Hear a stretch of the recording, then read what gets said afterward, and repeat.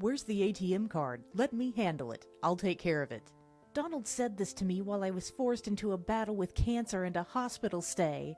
A triumphant smirk was on his face, clearly plotting something sinister now that he had the ATM card.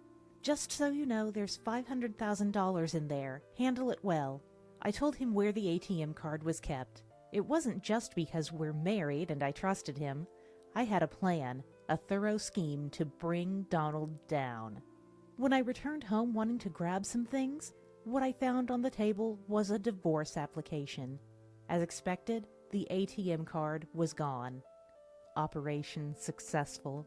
To anyone, it would seem like a hopeless situation, but this was just the beginning of my revenge. I'm Emily, a housewife in my 40s living with my husband Donald.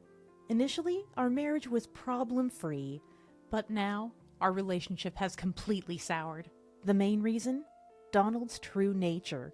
Donald was deceptive, pretending to be a kind, caring husband for the first 2 months of our marriage. However, after those 2 months, he showed his true colors, a belief that a wife should always prioritize her husband, underpinned his terrible personality. I was constantly subjected to his harsh words. A wife is supposed to be subordinate to her husband. You should always listen to what your husband says. That was Donald's mantra. If I ever failed to fulfill his whims, "Aren't you capable of listening to your husband? You're a failure as a wife." He would hurl such cruel words at me regularly. For instance, he insisted on washing his clothes first, then mine. Despite it being more economical to wash everything together, Donald stubbornly refused. "Don't you dare wash my clothes with yours. What if they start to smell like yours?" As if my laundry was somehow foul. His attitude extended to cleaning as well. His room always had to be cleaned first and kept spotless. If a single speck of dust was found, "There's dust in my room, clean it now!" He would demand cleaning for just a speck of dust, ordering me to vacuum and mop. Picking up after himself instead of making me clean at night would have saved so much time. Moreover, when it came to meals, if I served something Donald disliked, he absolutely wouldn't eat it. It would have been manageable if it was just about knowing his likes and dislikes, but Donald was capricious. Even his favorite dishes were rejected if he wasn't in the mood. A wife's job is to always serve what her husband wants to eat. Failing that, you're not fit to be a wife. That was Donald's reasoning, but it was unreasonable. Yes, I am Donald's wife, but that doesn't make me omniscient or capable of reading his mind. If he didn't want to eat something because he wasn't in the mood, he could have just told me beforehand what he wanted. But Donald never did that, making it even harder to cater to his whims. I was honestly fed up with his childlike tantrums. It was unbearable, and I knew I couldn't possibly fulfill all his whims. However, each time I made a mistake, the atmosphere at home worsened, and our relationship deteriorated, so I couldn't completely ignore his demands either. Such a forced lifestyle was bound to take its toll. Eventually, doing household chores, I lost consciousness. It seems I made a loud noise when I collapsed, and a concerned neighbor contacted the building manager, who found me and called an ambulance. Taken to the hospital and regaining consciousness, I was immediately admitted for tests. My wishful thinking, "I hope they don't find anything wrong," was shattered. I had developed cancer. Whether it was due to the illness or not, I experienced dizziness severe enough that I couldn't stand. A nurse supported me as I had to sit down suddenly. The doctor then advised contacting family members. I called my parents' home, of course, but I had lost Mom a few years ago, and Dad was in a state requiring care, living with my brother and his wife in a place 3 hours away by plane, making it impossible for them to come quickly. So I contacted Donald, but only got his voicemail. I left a message, but he didn't even read it. He had turned off notifications for messages from me, so he would likely notice it quite late. I could have gone myself, but the doctor advised against it, so I gave up on that idea. Then a few hours later, Donald finally contacted me. "I'll come to the hospital tomorrow. Wait for me." That was the entirety of his brief message. No concern for my condition, nothing. I wasn't even sure if he would really bring my belongings. His indifference felt like a weight on my body. First of all, I had explicitly asked Donald to bring my belongings today. I needed a change of clothes for today, and there were various necessities like toiletries left at home. I needed them today, without fail. Despite repeatedly messaging this to Donald, there was no response. After a few hours of distress, Donald finally read the message, and he bluntly replied, "Shut up and be quiet." Considering I was hospitalized for cancer and this was an emergency, his attitude was shockingly disappointing. Not that I had much hope in Donald to begin with. Ultimately, he didn't come to the hospital that day. I had tried to be realistic, but part of me couldn't let go of hope, making my first day in the hospital even more difficult. The nurses sympathized with me, which only added to my pain. The next day, around noon, just as promised, Donald showed up. Seeing me, he casually remarked, "You look healthier than I thought. I expected you to be more frail." His comment was infuriating. "Just put down the bags and leave," I said angrily. Tilting his head, "I didn't bring any bags," Donald responded. What was he here for then? Wasn't he supposed to bring my things? Unable to contain my anger, I glared at him. "What's that look for?" He seemed annoyed by this and glared back. His unreasonable behavior was too much, but I tried to stay calm.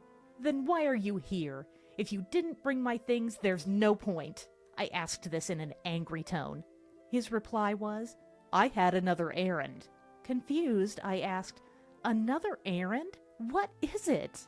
Donald hesitated as if he had something to say. "If you have something to say it now." Impatient and sleep-deprived from anxiety, I pressed him. Finally, with a laugh, "Where's the ATM card? Let me manage it. Trust me," Donald said. He came to find out where the ATM card was. It all made sense now. He came to take control of the ATM card, to seize our savings for his own use. At his self-centeredness, even in this situation, I couldn't help but sigh deeply. Yet Donald seemed unfazed, smiling as if nothing mattered. I couldn't deal with him anymore, so I decided to act. "There's $500,000, so please take care of it." As I said this, "$500,000?" Donald exclaimed in a mix of surprise and delight. For context, Donald was just an ordinary office worker, and so was I before marriage. We never did any job that could earn a fortune, so where did this wealth come from? The answer? Stocks I started investing in after becoming a housewife, as suggested by a friend. While juggling household responsibilities, I had recently made a fortune in the stock market. However, I had no intention of spending such a large sum immediately and decided to save it for the future. Ideally, I would have kept the existence of this $500,000 secret, fearing Donald's selfish actions if he knew about it. But now, fueled by a desire for revenge, I needed to trap Donald, who had repeatedly behaved selfishly, so I had to reveal the existence of this money. Donald was surprised, even flustered by the higher-than-expected amount. Smiling gently at him, I said, "The ATM card is in the third drawer of the shelf. You'll manage it, right?" Seemingly dumbstruck until now. "Understood," Donald replied energetically. It seemed he had fallen for the trap perfectly. "I'll leave the rest to you," he said, leaving the room briskly. He probably planned to get the ATM card and withdraw the $500,000. Unaware of the obvious trap, Donald seemed to believe everything was going according to his plan. But it wasn't that easy. Fortunately, today was a holiday, and the bank's counters were closed. With Donald at work tomorrow, he probably wouldn't be able to withdraw the money until the evening. That gave me enough time to execute my revenge plan. After discussing it with my doctor, I was granted permission to leave the hospital for a short time tomorrow. My revenge would take place then, and I couldn't wait. The next day, as planned, I decided to return home to fetch my belongings. This was merely a pretext to get permission to leave. My real goal lay elsewhere. Despite it being only a day, I missed my home terribly. Donald was at work, so the house was empty. Upon entering, I saw two papers on the living room table.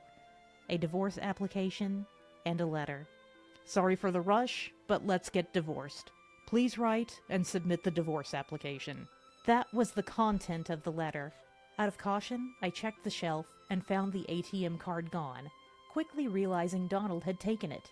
Normally one might feel dismayed at such a large sum of money being stolen, but I remained smiling. Operation successful. I couldn't help but let those words slip out. If Donald had been there, he would have been furious, wondering what I meant. First, I filled out the divorce application, then gathered the essentials I needed for my hospital stay, and left the house I had shared with Donald for so many years. Of course, I submitted the divorce application on my way, severing all ties with him. Back at the hospital, I prepared for the battle ahead, discussing various matters. Later, relaxing in the hospital, I noticed several missed calls on my phone, all from Donald. He had also sent messages asking the same thing. Tell me how to withdraw the money. It was something along those lines. Noticing that I had read the messages, my phone rang again. Not wanting to disturb my roommate, I moved to the common area where phone calls were permitted and called back. Emily, finally! I can't withdraw the money. Please tell me how to do it. Donald's voice was more frantic than I imagined. He probably needed the $500,000 immediately for some reason, but I felt no obligation to help him. If you can't withdraw it, just give up, I replied coldly, in a distressed tone. Don't be so harsh. We were husband and wife after all. Maybe we should help each other out, Donald pleaded. What nonsense about being husband and wife, about helping each other. Donald's actions were nothing noble. He was trying to betray me to satisfy his greed, nothing more. There was no way I would respond to Donald's feelings. Are you having trouble withdrawing the money? I asked. Donald responded, Yes, I urgently need the $500,000. Please help me. It seemed Donald was in a situation where he urgently needed the money. Despite having the ATM card for the account holding the $500,000, he couldn't withdraw the funds. Thinking he might be doing something wrong, he contacted me for instructions.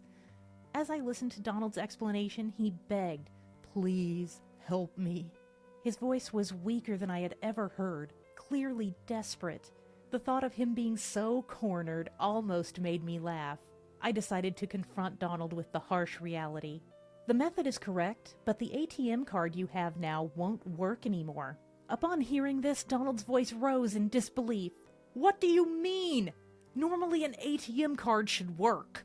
It's true, an ATM card should work, but the one Donald had was now useless. Why? Because I had filed a theft report earlier in the day. I filed a report this afternoon, so that ATM card is just a piece of paper now. It's useless to you. There was silence on Donald's end, probably in shock. That day, I stopped by the bank on my way back and reported the card stolen. Donald had taken my ATM card without permission, intending to claim the $500,000 I had earned for himself. His act was clearly theft, and it was only right that I took appropriate measures. The ATM card Donald took could no longer access the $500,000 I had. Moreover, our marriage was over. He couldn't use the excuse of being a spouse. Donald had himself eliminated the means to access the $500,000. How does it feel to be tricked by the woman you looked down upon? I don't know what you wanted the $500,000 for, but I'm not foolish enough to hand over such an amount under these circumstances. Exhausted. Stop insulting me. I need the $500,000 right now. Please, I'll do anything. Just give me the money, Donald pleaded. His desperation was evident, but I couldn't think of any reason why he would suddenly need $500,000. Why do you suddenly need $500,000?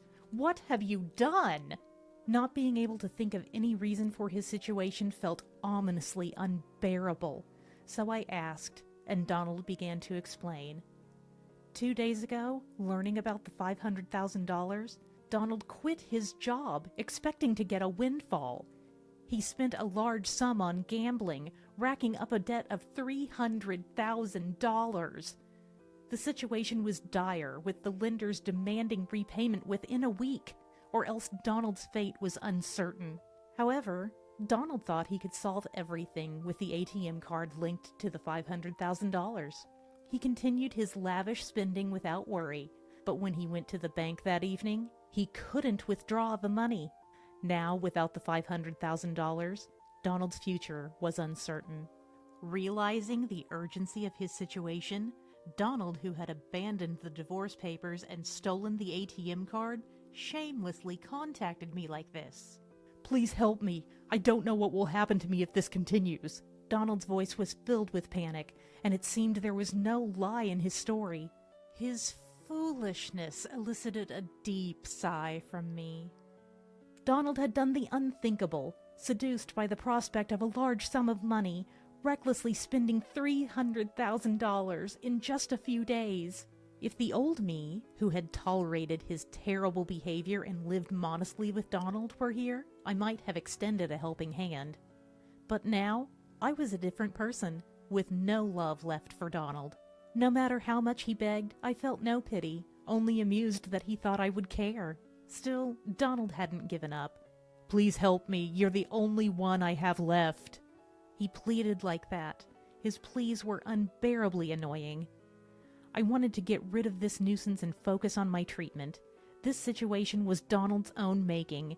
If he had shown concern for me as a husband and brought my things on the day I asked, I might have shared some of the $500,000 with him, but he chose not to. "I'm sorry, but I have no intention of giving you the $500,000 or helping you.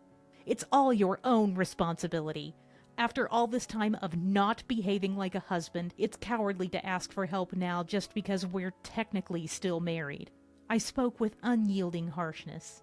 "Don't be so cruel. We were married after all. Our long relationship doesn't just disappear with a divorce paper." In response, Donald tried to appeal to our past relationship. What relationship? He had only been leaning on me. Donald was making excuses to manipulate the situation in his favor. I didn't want to waste another minute on him. "I will not give you the $500,000 no matter what you say." Donald became even more desperate. "Please, Emily, I'm begging you. You're the only one I can turn to. If you abandon me, I don't know what will happen to me." It was as if he was blaming me for his plight. But it was Donald's fault. If he hadn't recklessly splurged, he wouldn't be facing this future. If Donald hadn't decided to cut me off just because he thought he had access to money, none of this would have happened. "Stop making excuses. You're reaping what you sowed. Handle it yourself. Goodbye." With that, I ended the call. I ignored several subsequent calls from Donald and blocked his contact to ensure no further communication. Since the divorce papers were duly submitted, Donald and I are officially strangers now. I embraced my newfound freedom and faced my battle with cancer, which, after a long struggle, I finally overcame and was discharged from the hospital. I heard from a friend that Donald's whereabouts have been unknown since then. After losing contact with me, he desperately reached out to his in-laws and friends, trying to borrow money. However, his urgency and the amount needed, $300,000, raised suspicion, and nobody lent him a penny. In other words, he was unable to repay the $300,000 he borrowed. Donald's fate is unknown to me, but he's likely suffering more than if he were in hell. I couldn't help but feel a sense of deep satisfaction. As for me, post-cancer, I moved out of the house I shared with Donald, found a new home, and began working from home, enjoying my independence. Fortunately, my finances are secure. Friends occasionally ask if I'll find new love, but recalling my hellish life with Donald has put me off marriage. I prefer to live freely, alone,